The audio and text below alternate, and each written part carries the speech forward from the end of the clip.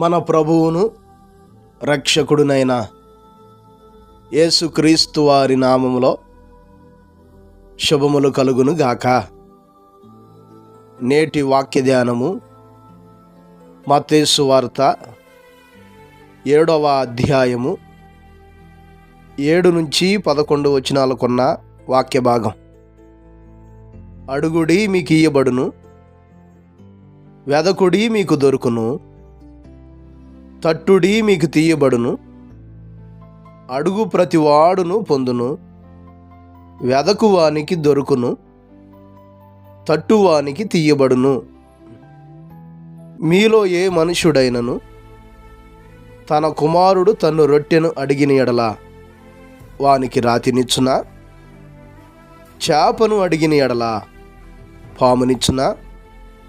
మీరు చెడ్డవారయుండియు మీ పిల్లలకు మంచి ఈవులు నెయ్య నెరిగి ఉండగా, పరలోకమందున్న మీ తండ్రి తన్ను అడుగువారికి అంతకంటే ఎంతో నిశ్చయముగా మంచి ఈవులు నిచ్చును. ప్రియులారా, ఈ చదవబడినటువంటి లేఖన భాగంలో మనము దేవుణ్ణి అడగాలని, ఆయన అడిగేవారుగా ఉంటే మనం సమస్తమును పొందుకుంటాము అని తెలియజేస్తూ, మీ పిల్లలు మిమ్మల్ని రొట్టెను అడిగితే మీరు రాతినెవ్వరు, చేపను అడిగితే పామునెవ్వరు. మీరు చెడ్డవారయుండి మీ పిల్లలకు మంచి ఈవులు ఇయ్యనెరిగి ఉండగా, మరి పరలోకమందున్న తండ్రిని మనం అడుగుతున్నప్పుడు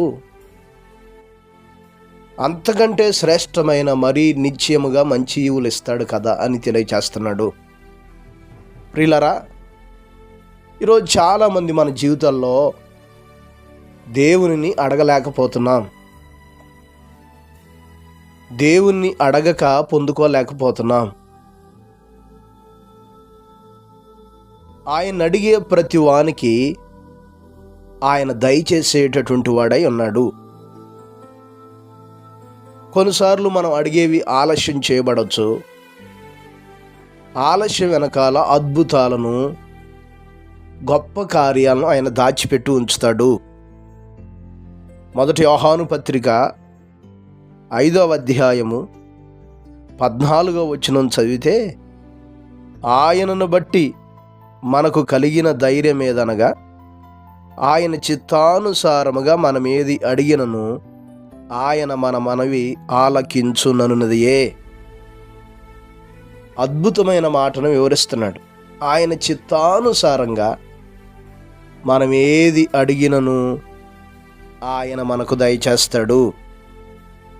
ఇంకంత మాత్రమే కాదు, 3వ అధ్యాయం 22వ వచనం చదివితే, మరియు మనం ఆయన ఆజ్ఞలు గైకొనుచు ఆయన దృష్టికి ఇష్టమైనవి చేయుచున్నాము గనుక మనమేమి అడిగినను అది ఆయన వలన మనకు దొరుకును.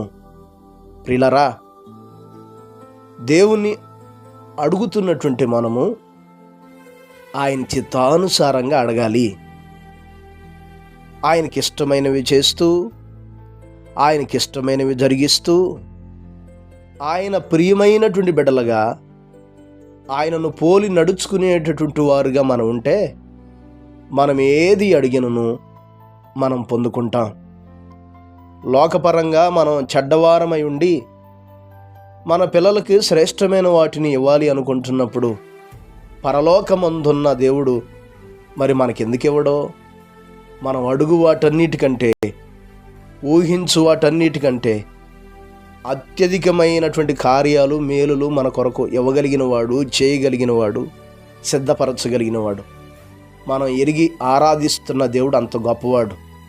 కాబట్టి మన జీవితాల్లో దేవుని అడగటం నేర్చుకుందాం. విశ్వాసముతో, నమ్మకముతో ఆయన మీద ఆధారపడి, ఆయన్ని అనుసరిస్తూ, ఆయనకి ఇష్టమైనవి చేస్తూ, ఆయన ఆజ్ఞలు గైకుంటూ, ఆయన మాటలు వింటూ,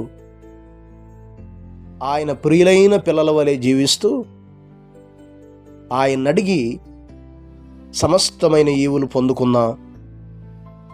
ఆయన మేలులతో నింపబడదాం. అట్టి సహాయమును నడిపింపును దేవుడు మనకు దయచేయును గాక.